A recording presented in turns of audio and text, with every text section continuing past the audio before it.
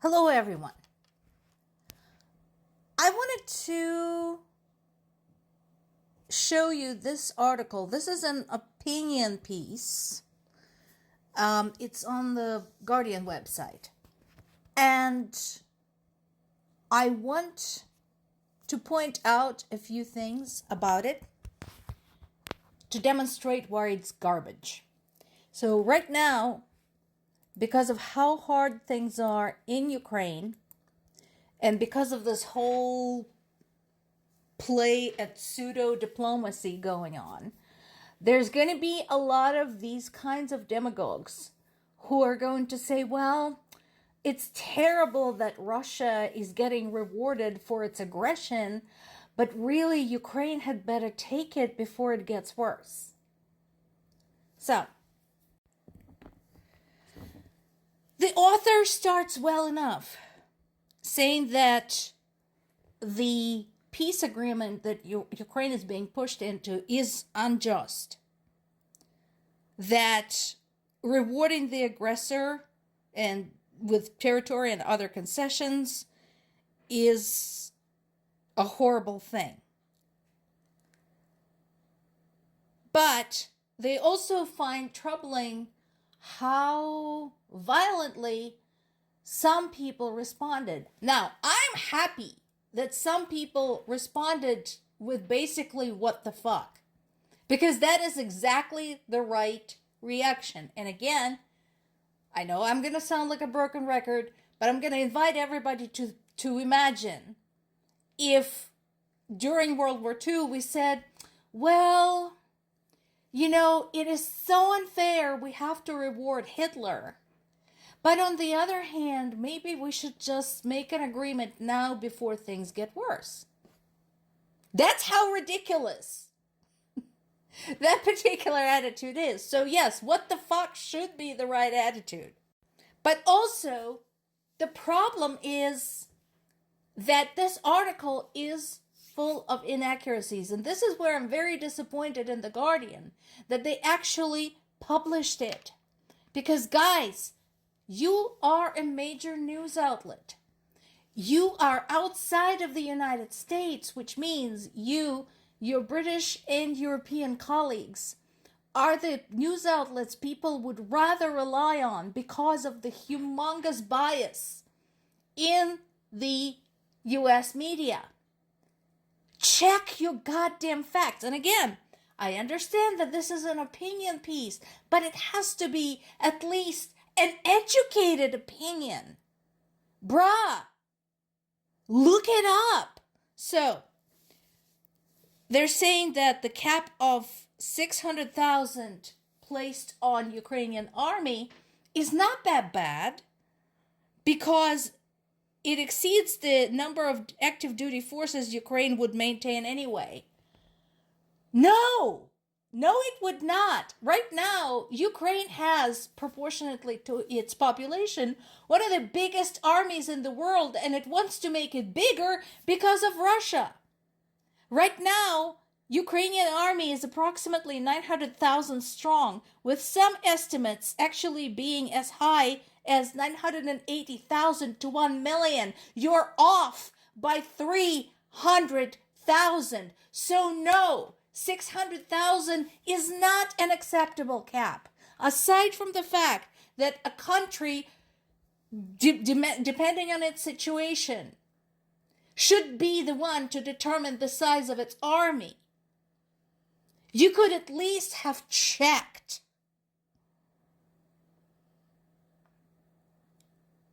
No. Also, Ukraine would receive substantial security guarantee from United States and Europe. Bullshit! Ukraine had already received substantial security guarantees in the past. Cue in the Budapest fucking memorandum. And what happened? Nothing.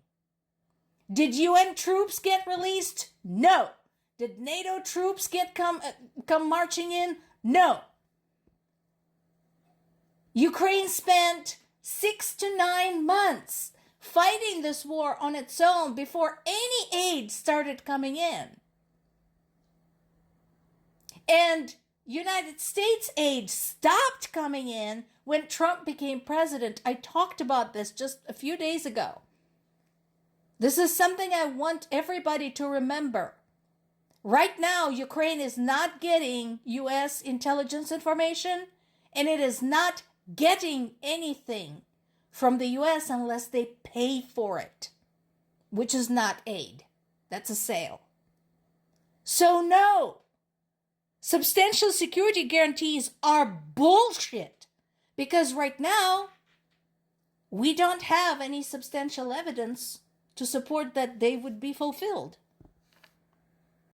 And then the other thing that is shocking to me is that the entire last part of the article is about the U.S. Why? This is about Ukraine. This is about Ukraine's win or loss. This is about Ukraine's loss of territorial integrity. This is about Ukraine's security. This is about Ukraine's sovereignty. This is about Ukraine's right as a sovereign nation to determine its future. Why the fuck are you talking about the U.S.? The U.S. under Trump had betrayed Ukraine.